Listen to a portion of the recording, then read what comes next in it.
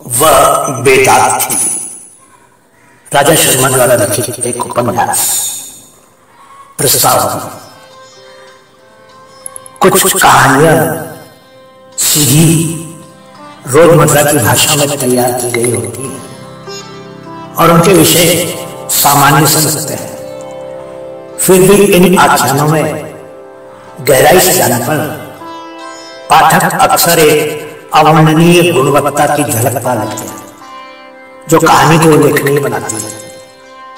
ऐसी कहानियां पाठक की रुचि को जागृत करने की क्षमता रखती हैं और उन्हें अंतिम प्रश्न पलटने के बाद भी कहानी और उसके पात्रों पर विचार करने के लिए मजबूर करती है।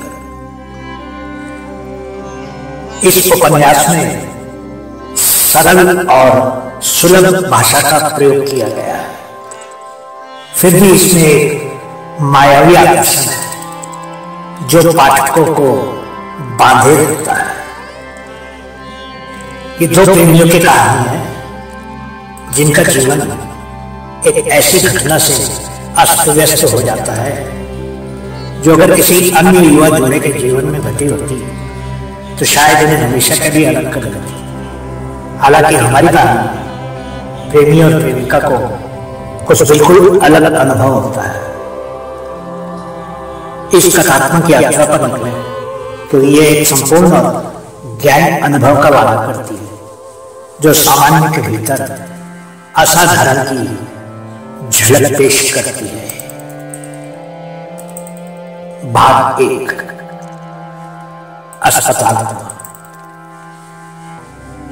प्रारंभ में मैं अचंभित रह गया और मेरी प्रारंभिक प्रतिक्रिया मेरी खुद की समझ से भी परे थी, क्योंकि जो खबर मुझे मिली थी मैं उसकी उम्मीद तो कर रहा पर उस परिणाम के साथ में। हालांकि मैंने तुरंत अपने विचार एकत्र किए और दृढ़ कार्य बिना किसी हिचकिचाहट के मैं अपनी सीट से उठा और कमरे से बाहर चला गया। इस क्षण तक पूरी रात मुझे शांति नहीं मिल पाई थी, क्योंकि मैं बेचैनी की भावना से ग्रस्त था जो पिछली शाम से बनी हुई थी। मेरी बेचैनी का कारण मेरे जीवन में उसकी महत्वपूर्ण भूमिका थी और इसलिए जब मुझे उसके बारे में खबर मिली मुझमें राहत की एक बड़ी लहर दौड़ गई, जिससे मुझे आराम और सांत्वना का गहरा एहसास हुआ। अपने कदमों में तत्परता के साथ मैं अंकल द्वारा दिए गए कमरे के नंबर को याद करते हुए अस्पताल की ओर बढ़ा। मैं पहले भी उस अस्पताल में कई बार किसी न किसी को देखने को जा चुका था और इसलिए मैं रास्ते और अस्पताल के अंदर के रास्तों से भली भांति परिचित था। वहां की यात्रा के दौरान मेरे नीचे मेरी मोटरसाइकिल की गड़गड़ाहट के साथ साथ उसकी भलाई पर ध्यान केंद्रित हो रहा था जो मेरे विचारों पर हावी हो रहा था। इंजन की गड़गड़ाहट और तेज हवा के बीच मैंने उसके ठीक होने और अच्छे स्वास्थ्य की वापसी के लिए ईमानदारी से प्रार्थना करते हुए भगवान के पास एक हार्दिक विनती भी की। मेरे विचार पूरी तरह से उसके चारों ओर घूम रहे थे और हर गुजरते पल के साथ आशा और चिंता का भार मुझ पर दबाव डाल रहा था जो मुझे अस्पताल में पुनर्मिलन के उस महत्वपूर्ण क्षण की ओर ले जा रहा था। लगभग 20 मिनट तक ट्रैफिक से गुजरने के बाद मैंने अपनी मोटरसाइकिल को अस्पताल के निर्धारित स्थान पर सफलतापूर्वक पार्क कर दिया। हाथ में फूलों का गुलदस्ता और फलों की एक टोकरी लेकर मैं अस्पताल के मुख्य द्वार की ओर बढ़ा। जितनी जल्दी हो सके उसके पास पहुंचने के लिए उत्सुक था।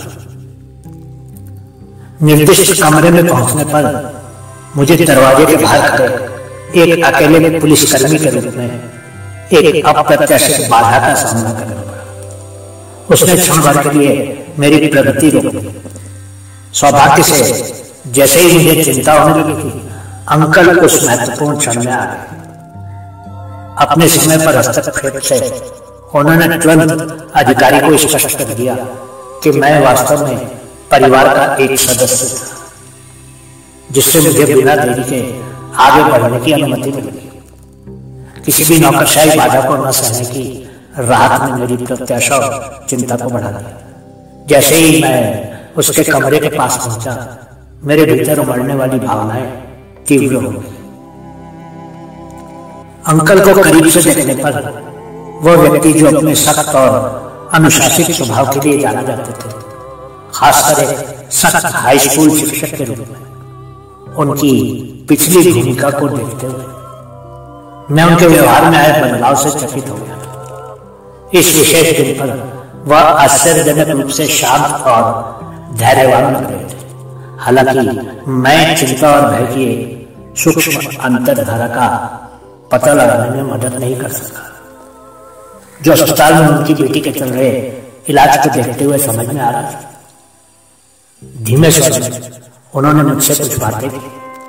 उनकी आवाज में चिंता और प्रत्याशा का मिश्रण था। फिर बिना देर किए उन्होंने मुझे आगे बढ़ने का इशारा दिया और मुझे अपनी बेटी के कमरे की ओर इशारा किया।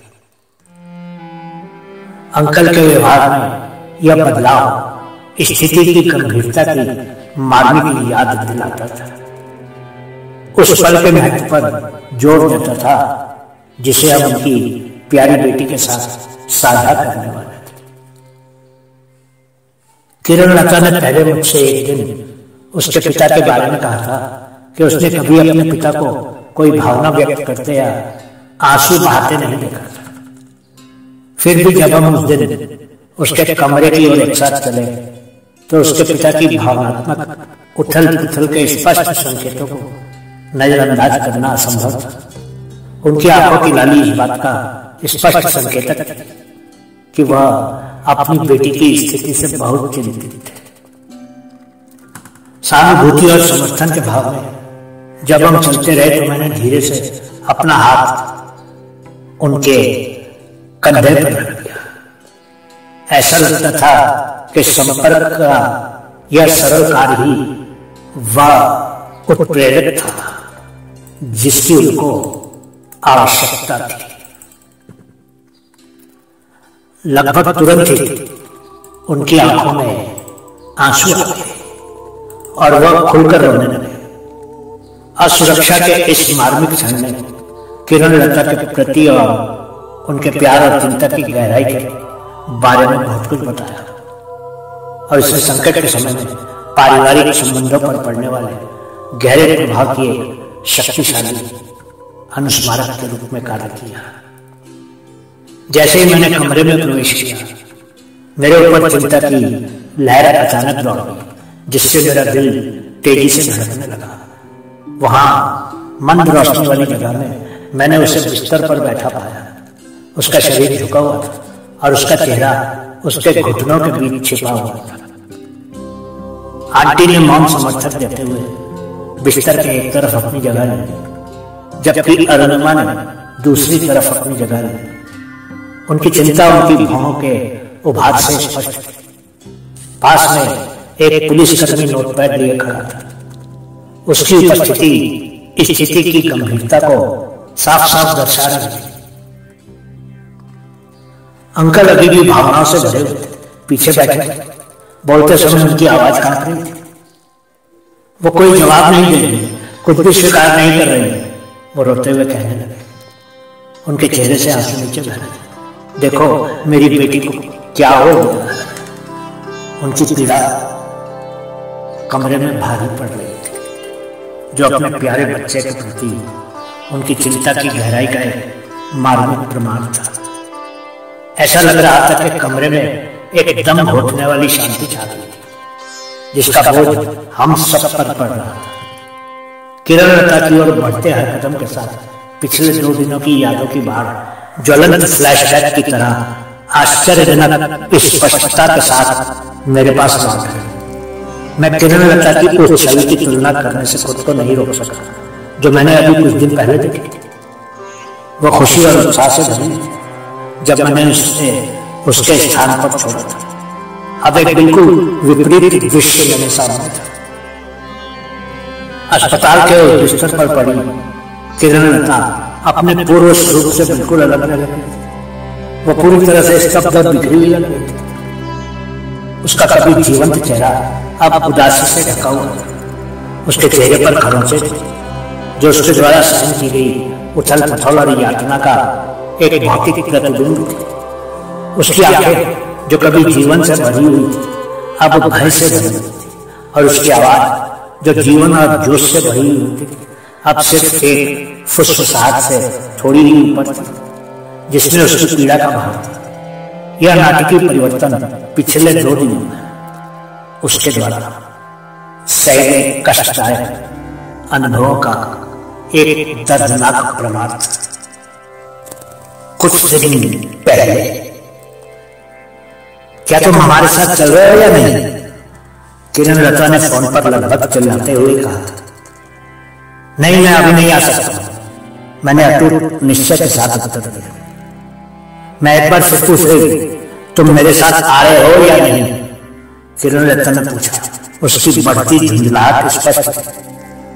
और मैं एक बार फिर से कह रहा हूं, मैं नहीं आऊंगा, मैंने दृढ़ता से उत्तर दिया। ऐसा महसूस होता है कि मैं अब तुम्हारे लिए प्राथमिकता नहीं रही। तुम बहुत बदल गए। तुम अब वह मानव नहीं जिससे मैं प्यार करती थी। भावनात्मक रणनीति अपनाते हुए उसने शुरुआत की, और वो अच्छे से जानती थी कि उसकी यही भावुक चाल मुझे हर बार पराजित कर देती थी। हाँ, इसमें कोई इनकार नहीं है, और जो तुम कह रही हो वो सच है। बेशक मैं वो मानव नहीं जो पहले हुआ करता था, क्योंकि मेरे पास एक ग्राहक है जो अब उसके साथ मेरी उपस्थिति चाहता है।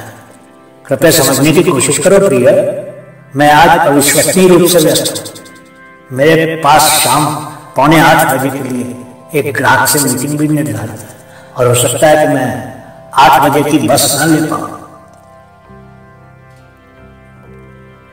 हालांकि मैं आईटी में काम करता हूं। क्या तुम मुझे बता सकती हो कि आखिरी बार मैंने बाहर जाने के तुम्हारे अनुरोध को कब अस्वीकार कर दिया था? लेकिन प्रिय, मैंने तुम्हें कभी बाहर जाने के लिए नहीं कहा, खरीदारी के लिए तो दूर। यही तो तुम खुद कह रही हो। मैं बस ये शब्द सुनना चाहता था। तुमने अभी स्वीकार किया कि तुमने मुझे कभी भी साथ चलने के लिए नहीं कहा। मैं ही एकमात्र ऐसा व्यक्ति हूं जो हमेशा योजनाओं की शुरुआत करता है, और बदले में मुझे क्या मिलता है? वो आगे से कुछ नहीं।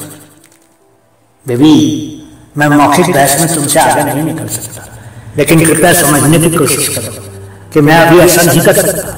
मैं तुम्हारी खरीदारी का सिलसिला खत्म होने से पहले तुम्हारे साथ जुड़ने की पूरी कोशिश करूंगा। अब तुम मुझसे प्यार नहीं करते हो। उसने मेरी प्रतिक्रिया की प्रतीक्षा करने से पहले फोन काट कर अचानक निष्कर्ष निकाला। मैं बस अपने फोन को देखता ही रहा। ये हमारे पहले प्रेमियों के झगड़े से बहुत दूर था। वास्तव में हमारी प्रारंभिक मुलाकात को साक्षात हुए थे, और भावुक विवादों की इस रोलर कोस्टर यात्रा को शुरू हुए 6.5 साल हुए। किरण लता और मेरे बीच कॉलेज के वर्षों के दौरान एक दूसरे से पहली मुलाकात हुई थी।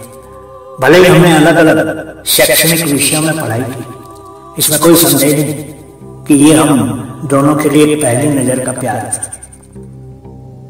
उन शुरुआती दिनों में ही हमारे रिश्ते ने उतार चढ़ाव के उचित दौर को झेला था, लेकिन मुझे किरण लता को इसे एक साथ बनाए रखने और इसे हर गुजरते साल के साथ कुछ मजबूत बनाने में मदद करने की उनकी उल्लेखनीय क्षमता का पूरा श्रेय देना होगा। हमारी प्रेम कहानी हमारे बंधन के लचीलेपन का एक प्रमाण थी, और कभी कभार असहमति के बावजूद ये एक ऐसी यात्रा थी जिसके बदले में मैं किसी भी चीज से समझौता नहीं कर सकता था।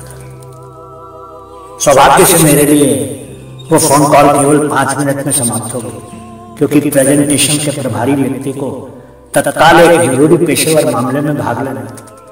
मैं मदद नहीं कर सका, लेकिन उस आकस्मिक शक्ति के प्रति कृतज्ञता की गहरी भावना महसूस कर रहा था, जो कभी कभार मेरी मदद करती थी। और इस विशेष दिन पर मैंने खुद को समय पर किए गए हस्तक्षेप के लिए विशेष रूप से आभारी पाया, जिसने चीजों को अप्रत्याशित रूप से आसान बना दिया था।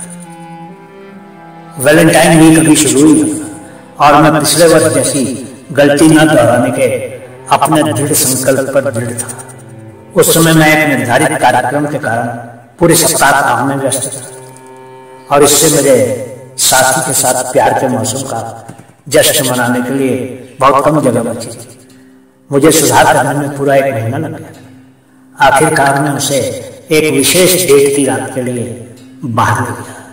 निसंदेह ये तभी हुआ जब वह इस बारे में बातचीत करने को तैयार थी, और ऐसा तब तक नहीं जब तक कि वैलेंटाइन डे के पूरे 2 सप्ताह बीत नहीं गए। ये व्यक्तिगत जुड़ाव के यादगार पलों के साथ कार्य प्रतिबद्धताओं को संतुलित करने के महत्व का एक अच्छा सबक था। उसके लिए मेरा प्यार पूरे दिल से था और उसके लिए मेरी देखभाल गहरी थी।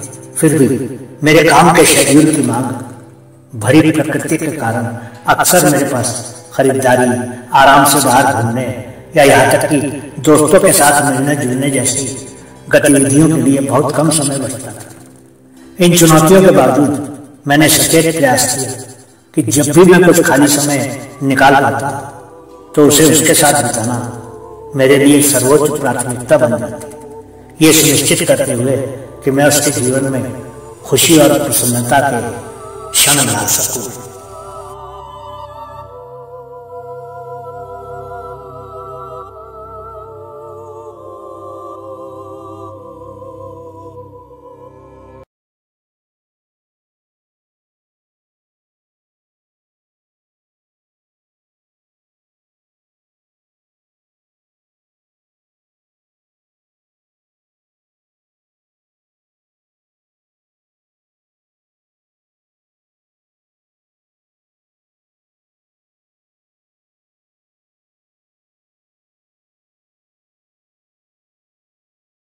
वह बेजाग थी, भाग दो उसके साथ। अचानक खत्म हुई फोन कॉल ने मुझे अंदर तक झकझोर कर रख दिया। मुझे यकीन हो गया कि वह मुझसे बेहद नाराज थी। उसके क्रोध और नाराजगी का विचार मात्र भी असहनीय था। उस क्षण में मैंने दिन भर के लिए अपना काम छोड़कर शॉपिंग स्थल पर उससे मिलने जाने का त्वरित निर्णय लिया। मैं कभी भी उसको नाराज नहीं रख सकता था, क्योंकि उसकी नाराजगी मुझसे बिल्कुल भी सहन नहीं होती।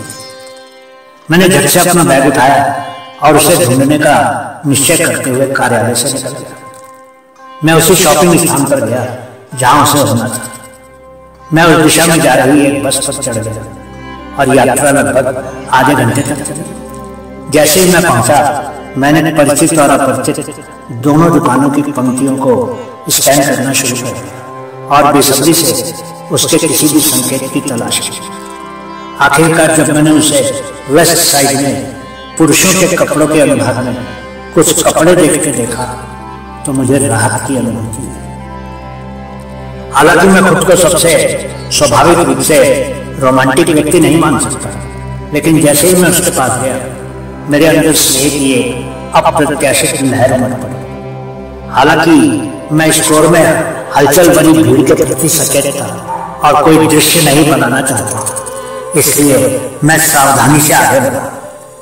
जैसे ही वह टी शर्ट की ओर बढ़ने वाली थी, मैंने अपना हाथ बढ़ाया और धीरे से उसका स्पर्श किया, जैसे कि मुझे भी उसी परिधान में दिलचस्पी हो। जब उसने मेरी ओर देखा तो मैं उसे आंख मारने से रोक नहीं सका। इस छोटे सहज भाव ने निश्चित रूप से कुछ साथी खरीदारों का ध्यान आकर्षित किया और मैं मदद नहीं कर सका, लेकिन आसपास के क्षेत्र में कुछ मुस्कुराहट और जानने वाली नजरों का आदान प्रदान हुआ। यह एक सूक्ष्म लेकिन हृदय स्पर्शी क्षण था जो हमारे संबंध के बारे में बहुत कुछ बताता था। मैंने देखा कि मेरे आंख मारने से उसके गालों पर लाज की नाली आ गई थी और उसने टी शर्ट वापस काउंटर पर रख दी। मेरा मन तो हुआ कि उसको वहीं कसकर छू लूं, पर आसपास के लोगों का ध्यान रखकर मैंने ऐसा कुछ भी नहीं किया। उनकी उपस्थिति में मेरे प्रति उनके गहरे स्नेह से उत्साहित होकर मुझे सार्वजनिक परिवेश में आत्मविश्वास की एक अटूट भावना महसूस हुई। जब मैं अकेले बाहर निकला तो ये मेरे पूर्व स्वरूप कुछ हद तक शर्मीले और आरक्षित व्यक्ति के बिल्कुल विपरीत था।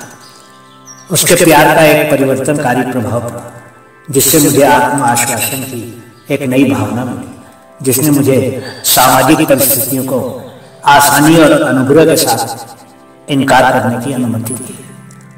अगले पल वो मेरे सामने आकर खड़ी हुई और उसने मेरा हाथ थाम लिया, लेकिन मैंने देखा कि उसका गुस्सा अभी भी कम नहीं हुआ था।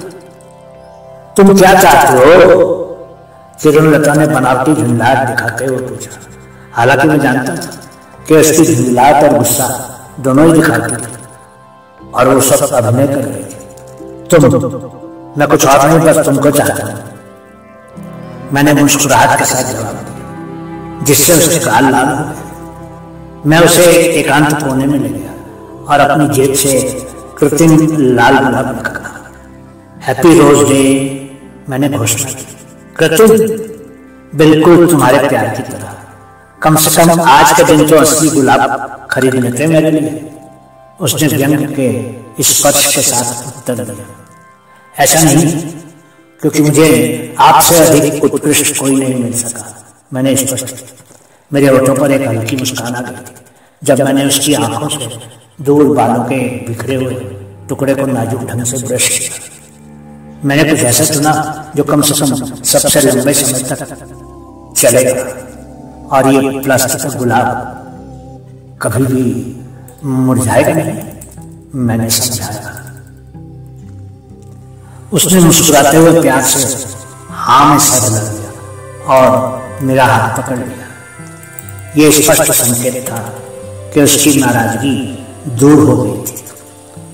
उसकी खरीदारी की होड़ के बाद, जो जैसे कि बाद में पता चला, वैलेंटाइन वीक और विशेष रूप से मेरे लिए समर्पित एक विचारशील इशारा था। हमने शाम को एक रोमांटिक डिनर के साथ समाप्त करने का फैसला किया। जैसे ही घड़ी रात के 10 बजे के करीब पहुंची, हमने घर वापस जाने के लिए एक ऑटो रिक्शा का विकल्प चुना। मजे की बात थी, भले ही उसका निवास मेरे घर से केवल 1 किलोमीटर की दूरी पर था। ऑटो रिक्शा द्वारा लिए गए घुमावदार और मोड़ वाले मार्ग ने इसे बहुत लंबी यात्रा जैसा महसूस कराया। लगभग ऐसा लगा मानो हमने 2 किलोमीटर से अधिक की दूरी तय कर ली। ये इस बात का प्रमाण था कि जब हम साथ होते थे तो समय किस तरह खिंचता चला जाता, जिससे एक छोटी सी यात्रा एक यादगार रोमांच में बदल गई और मैंने इसके हर पल को संजो कर रखा। उस चलते हुए ऑटो रिक्शा में रास्ते भर मैं उसके चेहरे को ही देखता रहा और खुद को भाग्यशाली मानता रहा, क्योंकि वो मेरी नजरों में दुनिया की सबसे खूबसूरत लड़की थी। मैं तुमसे प्यार करती हूँ, उसने मेरे कंधे पर अपना सिर रखते हुए फुसफुसाया। मैं भी तुमसे प्यार करता हूँ मेरी प्रिय, मैंने उत्तर दिया। हालांकि जब मैंने ऑटो रिक्शा के रियर व्यू मिरर में अपना प्रतिबिंब देखा तो एक क्षणिक झिझक मेरे मन में आ गई। क्या हम इस साल शादी के बंधन में बंधेंगे? उसने इस विषय पर चर्चा करते हुए पूछताछ की, जो हमेशा हमारे बीच विवाद का मुद्दा रहा था। हालांकि मैं उससे शादी करने की अपनी इच्छा के बारे में स्पष्ट रूप से आश्वस्त था, लेकिन मैं इस भावना को हिला नहीं सका कि मैं पूरी तरह से तैयार नहीं था, क्योंकि मुझे अभी अपने पेशे में और भी आगे बढ़ना था और मैं शादी से पहले वो सब कुछ खरीद लेना चाहता था जिससे मैं उसको एक सुखद वैवाहिक जीवन दे सकूं, जिसकी हर शादी करने वाली लड़की को इच्छा होती है। मेरी प्रतिक्रिया अनकही रह गई। ऑटो रिक्शा अपनी मंद गति से चलता रहा और मैं उसके चेहरे को ही देखता रहा। उस पल में मेरी चुप्पी बहुत कुछ बोल रही थी, उस अनकहे सच को व्यक्त करती थी जो हमारे बीच भारी था। हमेशा की तरह समझदार किरणलता ने समझदारी से मामले को आगे बढ़ने से परहेज किया। वो मुझे अच्छी तरह से जानती थी और समझती थी कि कुछ विषयों को अछूता छोड़ देना ही बेहतर था। उसने फिर उस दिन मुझसे शादी के बारे में कोई बात नहीं की, क्योंकि वो भी जानती थी कि मैंने हमारे दोनों के आगे के जीवन के बारे में क्या क्या योजनाएं बना ली थी। फिर भी सत्ता के नीचे मैं उसके दिल में दर्द को गहराई से महसूस कर सकता था, एक ऐसा दर्द जो हमेशा मेरे टाल मटोल के साथ दिखाई देता था। ये एक असुविधा थी जो अक्सर उसके मूक आंसुओं का कारण बनती थी, जिन्हें वो मेरी नजरों से छिपाकर रखती थी। चिंतन के इन क्षणों के दौरान मैंने खुद को एक गहन प्रश्न से जूझते हुए पाया। मैं किसी ऐसे व्यक्ति के प्रति इतना निर्दयी कैसे हो सकता था जिसे मैं इतनी गहराई से चाहता था, इतना अधिक प्रेम करता था। उसके प्रति मेरे प्यार और पूरी तरह से खुलने में असमर्थता के बीच आंतरिक संघर्ष, गहन आंतरिक उथल पुथल का स्रोत था। जैसे ही ऑटो रिक्शा उसके कॉलेज के पास उसके हॉस्टल के अपार्टमेंट की इमारत की ओर जाने वाली सड़क पर मुड़ने लगा, उसने धीरे से ड्राइवर से रुकने का अनुरोध किया। मैं यहीं उतर जाऊंगा, इससे आपकी घर की यात्रा कम हो जाएगी, उसने बाहर निकलते हुए समझाया। मैंने विरोध किया, क्या तुमको यकीन है कि तुम यहीं पर उतरना चाहती हो? मुझे 10 मिनट से अधिक नहीं लगे और तुमको उतरने की कोई आवश्यकता नहीं है। मैं तुमको ठीक तुम्हारे अपार्टमेंट के सामने छोड़ दूंगा। लेकिन उसने मुझे रोक दिया। ये ठीक है मानव, मैं थोड़ी ताजी हवा का उपयोग कर सकती हूँ, मैं ठीक हो जाऊंगी, बस तुम अभी चले जाओ, उसने जवाब दिया। उसकी आंखें बिना रुके आंसुओं से चमक रही थी। मैं अंतर्निहित कारणों को समझ गया और कहीं न कहीं गहराई से मैंने पहचाना कि अगर मैं थोड़ी देर के लिए दूर चला जाऊं तो यह उसके सर्वोत्तम हित में हो सकता था। मेरी अनुपस्थिति में उसकी रिकवरी अधिक तेजी से हो सकती थी और मुझे अभी भी उसके मार्मिक प्रश्न का संतोषजनक उत्तर नहीं मिल रहा था। यह निर्णय लेना कठिन था, लेकिन मैं जानता था कि कभी कभी मेरी उपस्थिति के बिना उसे ठीक होने के लिए स्थान और समय देना मेरे लिए सबसे प्रेमपूर्ण और निस्वार्थ विकल्प हो सकता था। आखिर मैंने उसको छोड़कर आगे बढ़ने का निर्णय ले लिया। भारी मन से मैंने ऑटो चालक को अपने रास्ते पर चलने का निर्देश दिया और जब वह अपनी गली की ओर मुड़ी तो मैंने एक आखिरी लालसा भरी नजर उस पर डाली। हमारे अलग होने का दर्द मुझ पर भारी पड़ा, लेकिन मैं मदद नहीं कर सका। लेकिन आशा करता रहा कि हमारा अलग अलग अंततः उपचार और समाधान की ओर ले जाएगा और वो फिर से अपना गुस्सा भूलकर मेरे पास आ जाएगी। ऐसी छोटी छोटी सी नाराजगियां तो हम दोनों के बीच अक्सर ही होती रहती है और फिर एक दिन में ही हम दोनों सब कुछ भूलकर एक हो जाते थे।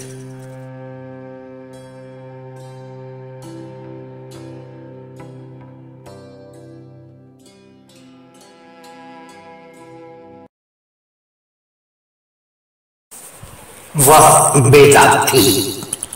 भागते घर पहुंचना। मैं जल्दी से घर वापस आ गया। यात्रा में मात्र 5 मिनट का समय लगा।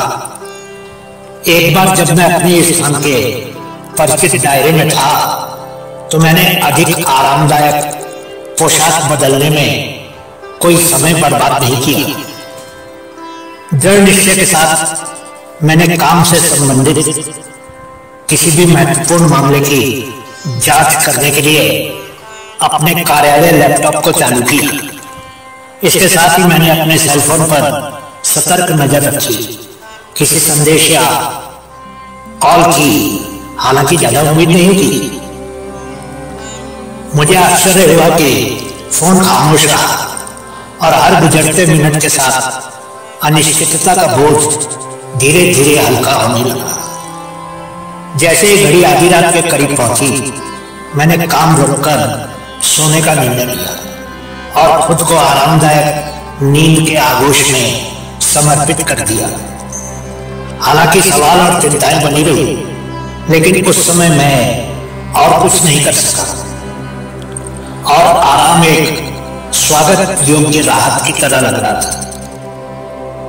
हालांकि मेरी संक्षिप्त राहत अचानक बाधित हो गई। जैसे घड़ी ने रात के 1 बजे बजाए, मेरा फोन तीसरी बार लगातार बजने लगा। बेचैनी की भावना के साथ मैंने देखा कि किरण लता की रूममेट अरुणिमा बुला रही थी। देर होने और उसकी कॉल की शीघ्रता ने मेरी रीढ़ में सिहरन पैदा कर दी और मैंने उत्सुकता से फोन का उत्तर दिया। ये सुनने के लिए तैयार था कि उसे क्या कहना था। अगर इतनी रात को किरण लता ने फोन किया होता तो मुझे जरा भी आश्चर्य नहीं होता, लेकिन उसकी कमरे की साथता इस तरह आधी रात के बाद फोन करना मुझे चकित कर गया, लेकिन साथ ही साथ मुझे घबराहट सी होने लगी। तुम दोनों कहाँ हो? किरण लता अभी तक अपार्टमेंट में नहीं आई है? अरुणिमा ने बिना किसी भूमिका के पूछा। हम घर पर हैं, लेकिन इतनी रात को तुम ये क्यों पूछ रही हो? मैंने उत्तर दिया, पर मैं अभी भी नींद से परेशान। क्या किरण लता आज रात लौटकर यहाँ आ रही है या तुम्हारे साथ ही रुक रही है? अरुणिमा की आवाज में थोड़ा मनोरंजन था। हाँ, और वो आज रात कहीं और नहीं जाएगी? मैंने हमारी बातचीत में थोड़ा मजा जोड़ने की कोशिश करते हुए उत्तर दिया। अरुणिमा ने अनुरोध किया, ये मेरे लिए ठीक है, मुझे कोई आपत्ति नहीं, लेकिन क्या तुम उससे उसके लैपटॉप का पासवर्ड पूछ सकते हो? मुझे उसके लैपटॉप से कुछ फिल्में कॉपी करने की जरूरत है। तो प्रॉब्लम क्या है? तुम उसका लैपटॉप खोलो और जो चाहे कॉपी कर लो। मैंने लापरवाही से जवाब दिया। अरुणिमा ने विनती करते हुए कहा, कृपया अब मजाक मत करो, बिना पासवर्ड के मैं उसका लैपटॉप कैसे खोल सकती हूँ? मजाक मत करो माधव, कृपया उससे उसका पासवर्ड पूछकर मुझे बता दो प्रिय। मैं वादा करती हूँ कि मैं तुम्हें बाद में परेशान नहीं करूँगा। लेकिन वो यार नहीं, क्या हो रहा है? मैंने तो उसको घंटे पहले ही तुम्हारे अपार्टमेंट के पास छोड़ दिया था और उसको अपार्टमेंट की तरफ जाते हुए भी देखा था। मैंने जवाब दिया। मेरी चिड़चिड़ाहट बढ़ती जा रही थी क्योंकि मेरी नींद के पहले घंटे में खलल पड़ गया। तुम मजाक कर रहे हो है ना? कृपया उससे पूछकर पासवर्ड बता रहा हूँ, वो कहती रही।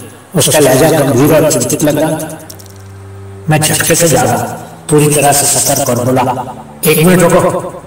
मैंने उसे लगभग 2 घंटे पहले तुम्हारे घर के पास छोड़ा था। क्या तुम कह रही हो कि वो अभी तक घर नहीं पहुंची है? लेकिन वो कहाँ जा सकती है? वो मेरे घर में तो नहीं है।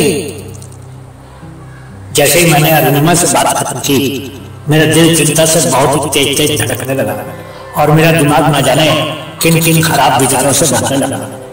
मैंने बिना किसी संयम की परवाह किए जल्दी से अपने कपड़े पहने मैं अपने अपार्टमेंट से बाहर निकला और तत्परता की भावना के साथ उनके अपार्टमेंट की इमारत की ओर भागने लगा। उल्लेखनीय रूप से मैंने यह दूरी केवल 15 मिनट में तय की। इसमें से अधिकांश दूरी उन्मत्त गति से तय की गई। जब मैं उसकी इमारत के नीचे पहुंचा, मैं बुरी तरह से हांफा, लेकिन मुझे किसी भी बात की चिंता नहीं थी। मैं तो बस किरण लता के बारे में ही सोच रहा था। रास्ते भर भागते भागते भी मैंने बार बार किरण लता को फोन करने का प्रयास किया, लेकिन उसका फोन निराशाजनक रूप से बंद रहा, जिससे मेरी बेचैनी बढ़ गई। जब मैं उनकी बिल्डिंग के गेट पर पहुंचा तो अरुणिमा और श्वेता पहले से ही वहां सुरक्षा गार्ड के साथ खड़ी थी। गार्ड ने पुष्टि की कि उसने शाम 7 बजे निकलने के बाद से किरण लता को नहीं देखा था। ये वो क्षण था, साझा चिंता की भावना के साथ हमने सामूहिक रूप से पुलिस स्टेशन जाने का फैसला किया। जबकि श्वेता इमारत में पीछे रहे, उसकी चिंता हमारी चिंता को प्रतिबिंबित कर रही थी।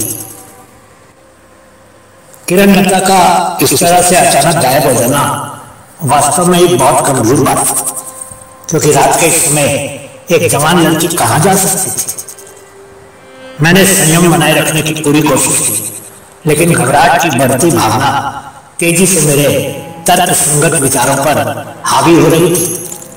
अरुणिमा ने पहले ही किरण लता के माता पिता से संपर्क कर उन्हें चिंताजनक स्थिति से अवगत करा दिया। किरण लता के माता पिता अरुणिमा और किरण लता के अपार्टमेंट से बहुत दूर अपने घर में रहते थे। पुलिस स्टेशन पहुंचने पर हमारी मुलाकात एक अप्रिय और नींद में डूबे पुलिसकर्मी से, जो हमारी परेशानी के प्रति उदासीन लग रहा था। हालांकि उनकी उदासीनता तेजी से बदल गई जब उन्हें पता चला कि मामला एक लापता लड़की से जुड़ा था। उन्होंने तुरंत सहायता के लिए सभी नियंत्रण कक्षों को सतर्क कर दिया। कुछ सोचने के बाद मैंने अरुणिमा को सुरक्षा गार्ड के साथ अपार्टमेंट में वापस भेजने का फैसला किया, पहले तो उसने विरोध किया, लेकिन जैसे ही पुलिस स्टेशन में संभावित असुरक्षित माहौल का एहसास हुआ, वह अनिच्छा से घर लौटने के लिए तैयार हो गई। लंबी चिंतित रात बीत गई, लेकिन किरणलता के ठिकाने के बारे में कोई खबर या जानकारी नहीं मिली। सुबह लगभग 7 बजे अरुणिमा ने मुझे फोन किया अपडेट की जांच करने के लिए और ये बताने के लिए कि किरणलता के माता पिता भी उसके अपार्टमेंट में पहुंचने ही वाले थे। मैं पूरी तरह से असहाय महसूस कर रहा था। मुझे समझ नहीं आ रहा था कि और क्या करूं। तब मुझे एहसास हुआ कि उस पल मेरी ताकत का एकमात्र स्रोत एक उच्च शक्ति थी, सर्वशक्तिमान। मैं पास के गणेश मंदिर तक चला गया, वो स्थान जहां मैं हमेशा काम पर जाने से पहले जाता था। वहां मैं मौन चिंतन में बैठ गया। मेरी दृष्टि देवता पर टिकी हुई थी। मैंने जोश के साथ प्रार्थना की, हे भगवान, अगर मैंने अपने पूरे जीवन में कभी कुछ भी सही किया है तो कृपया किरणलता को सकुशल वापस आने दें। जब मैं ध्यान में बैठा तो समय धुंधला सा लग रहा था। तभी किरणलता के पिता के फोन से अचानक मेरी आंखें खुल गई। उन्होंने किरणलता को ढूंढ लिया है, वो मरीना अस्पताल कमरा नंबर 323 में है। किरणलता के पिता ने मुझे बहुत ही गंभीर आवाज में सूचित करते हुए कहा।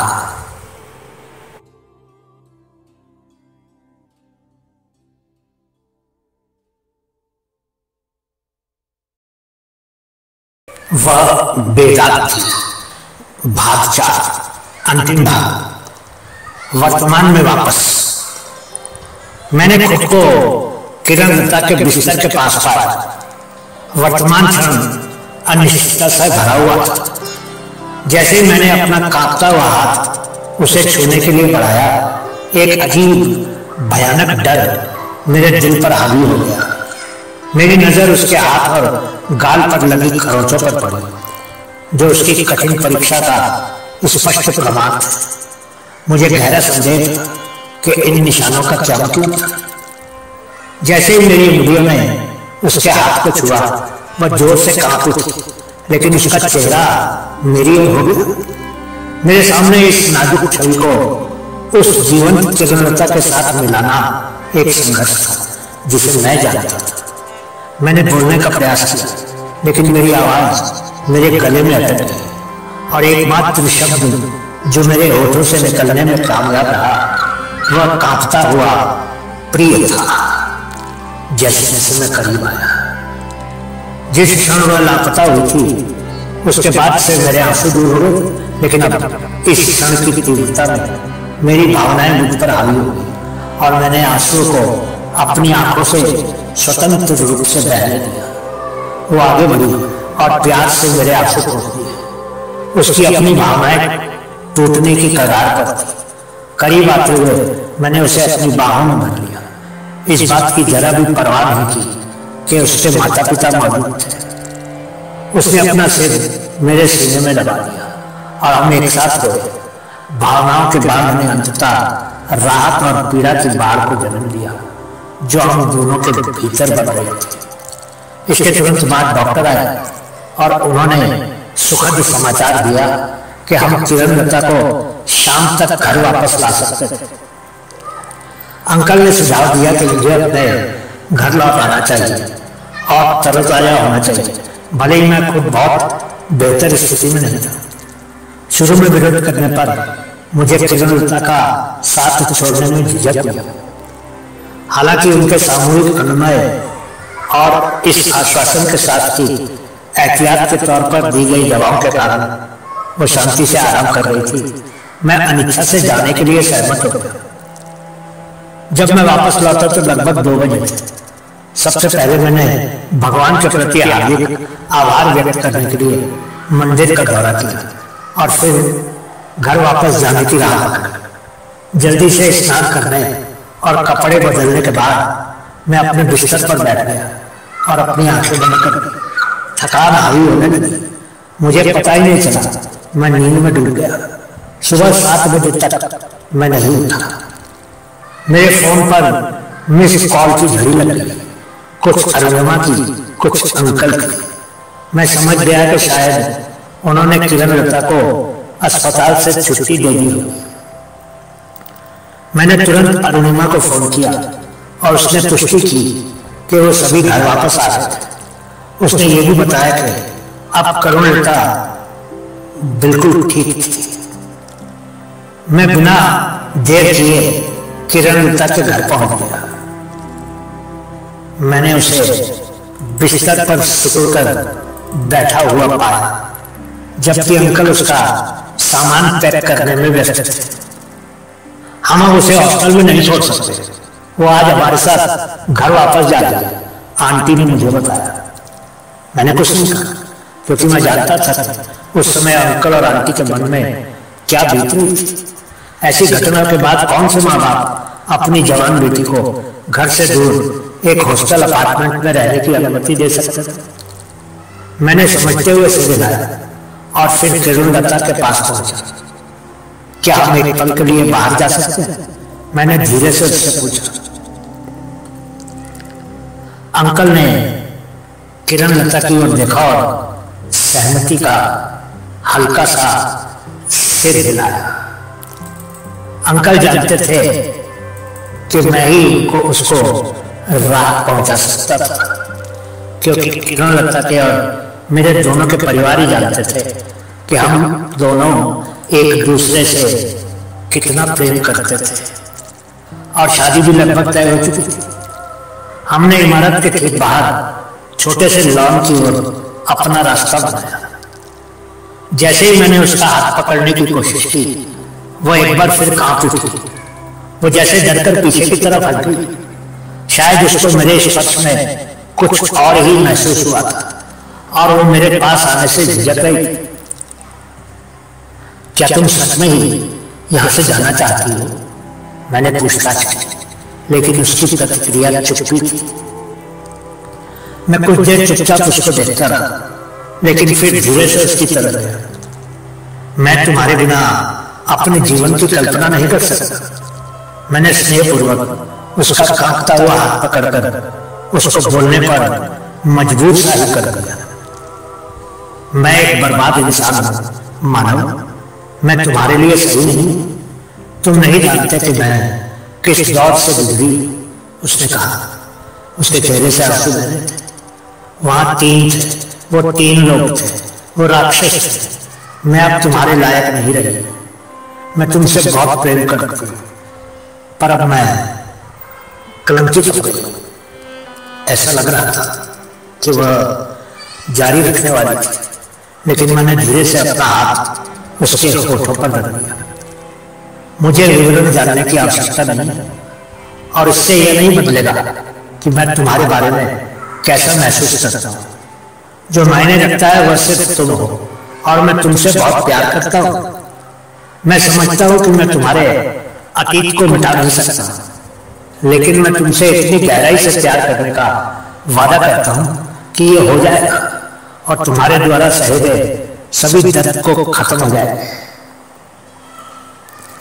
मैं तुमको इस बुरी घटना की यादों से बाहर निकालूंगा और तुम्हारे जीवन को फिर से खुशियों से भर दूंगा। मैंने जवाब दिया, मेरी आंखों में आंसू। तुम नहीं समझते मानव, ये समाज मुझे स्वीकार नहीं करेगा, और यहाँ तक कि तुम्हारे माता पिता भी मुझे स्वीकार नहीं करेगा।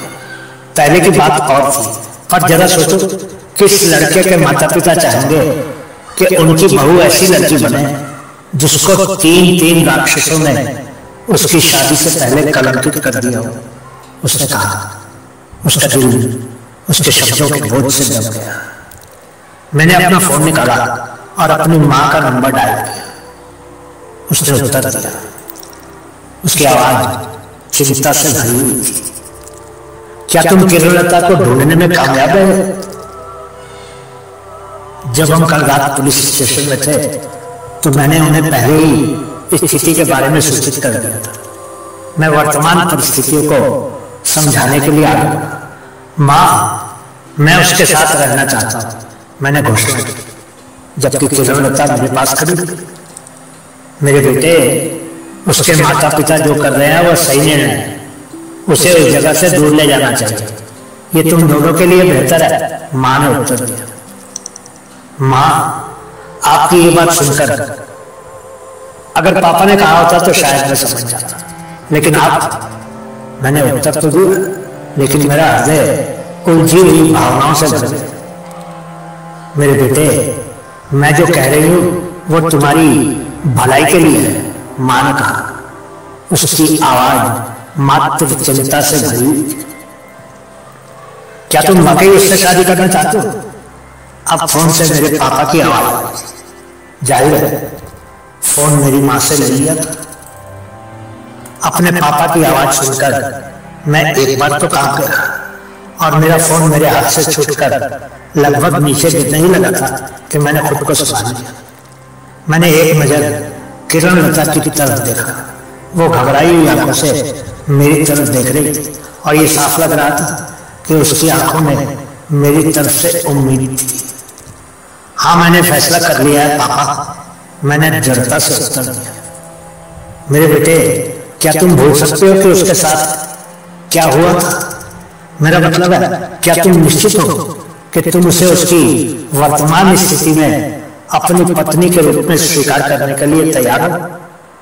क्या ये विचार तुम्हें सताता नहीं रहेगा कि उसके साथ कुछ बदमाशों ने क्या किया? क्या तुमको यकीन है? पापा ने फिर पूछा। उनका स्वर नापा हुआ था। मैं जानता था कि वो क्या कहना चाहते थे और ये भी जानता था कि उनको अपने समाज को भी जवाब देना पड़ेगा, पर मैं ये भी जानता था कि मेरे पापा और माँ मेरी खुशी के लिए कुछ भी कर सकते थे। हाँ पापा, और मैं जल्द से जल्द उससे शादी करना चाहता हूँ। मैंने किरण लता का हाथ कसकर पकड़ते हुए पुष्टि की। अच्छा, लेकिन मेरे बेटे, मैं तुमसे कहना चाहता हूँ कि तुम्हें उससे अपने प्यार के कारण शादी करनी चाहिए, सहानुभूति के कारण नहीं। हमारी तरफ से कोई आपत्ति नहीं है और हम इस शादी के लिए तैयार हैं। मुझे किरण लता के पिता का फोन नंबर। पापा ने अनुरोध किया। मुझे अपने कानों पर विश्वास नहीं हो रहा था कि मेरे पापा इतनी आसानी से मान लेते। हम कल आ रहे हैं और मुझे तुम पर गर्व है, पापा ने अंततः फोन कॉल काटने से पहले कहा। किरण लता अभी भी मेरे पास खड़ी थी। उसकी अभिव्यक्ति में अविश्वास और आशा का मिश्रण था। मैं उसकी ओर मुड़ा और जैसे ही मैं मुड़ा, उसके माता पिता, जो पहले ही अपना सामान लेकर कार की तरफ बाहर निकल चुके थे, पास आने लगे। जैसे ही वे निकट आए, मैं एक घुटने के बल बैठ गया। अंकल का फोन बजा, शायद मेरे पापा का फोन था। किरण लता, तुम जानती हो कि मैं कभी नहीं बदलूंगा और मेरा प्यार मेरी आखिरी सांस तक कायम रहेगा। मुझे अतीत की परवाह नहीं और मैं इसे हमारे बीच नहीं आने दूंगा। मेरा विश्वास करो, मैं परफेक्ट नहीं हो सकता तुम्हारे लिए, लेकिन मुझे यकीन है कि तुम मेरे लिए बिल्कुल सही हो। किरण लता, आज मैं यहाँ सबके सामने विनती करता हूँ, कृपया मुझसे शादी कर लो। मैं तुम्हारे बिना अपने जीवन की कल्पना भी नहीं कर सकता। कहने के साथ ही मैंने एक बार किरण लता के माता पिता की तरफ भी देखा। उसने मेरी ओर देखा। उसकी आंखें अनिश्चितता से भरी थी और मैं सांस रोककर इंतजार कर रहा था। हर गुजरता हुआ पल अनंत काल जैसा महसूस हो रहा था। फिर उसने अपने पिता की ओर देखा, जिन्होंने सहमति में से मिलाया। बिना एक शब्द बोले उसने अपनी बाहें मेरे चारों ओर कसकर लपेट ली। मेरे सीने से लगकर रोते हुए उसके गालों से आंसू बह रहे थे। मैं हमेशा की तरह उसे अपने पास खींचा और उसको कसकर सीने से लगा लिया और मुझे पता था कि मुझे मेरा जवाब मिल गया था। मैंने धीरे से उसके कान में फुसफुसाते हुए कहा, किरण लता, मैं तुमसे प्यार करता हूँ और हमेशा करता रहूंगा। मेरा जवाब क्या है ये तुम जानते ही हो। दोस्तों, ये एक सच्ची घटना पर आधारित कहानी है। आज हमारी शादी को 20 बरस हो गए और हमारे 2 बेटे और एक हाई स्कूल में पढ़ रही बेटी है। हमारे जीवन में सभी खुशी है, लेकिन मैंने पिछले 20 वर्षों में आज तक किरण लता से ये कभी नहीं पूछा कि उस रात को ऑटो रिक्शा से निकलकर पैदल उसके अपार्टमेंट की तरफ जाते हुए उसके साथ क्या हुआ था। शायद अतीत को याद ना करना ही हमारी खुशी का राज है। हमारी कहानी को पढ़ने के लिए आप सबको मैं शुक्रिया कहता हूँ और एक बात ये कहना चाहता हूँ कि कभी भी किसी जवान बेटी बहन या किसी और लड़की को रात के अंधेरे में कभी भी घर से बाहर अकेली मत छोड़िए। हमारा समाज भले ही कितना भी सभ्य होगा और कितना भी विकास कर लिया हो, पर आज भी रात के अंधेरे में हमारे हर गांव, नगर और शहर की गलियों और सड़कों पर खूंखार भेड़िए घूमते हैं जो लड़कियों पर अचानक ही झपट पड़ते हैं। जरा सोचिएगा। बहुत बहुत शुक्रिया।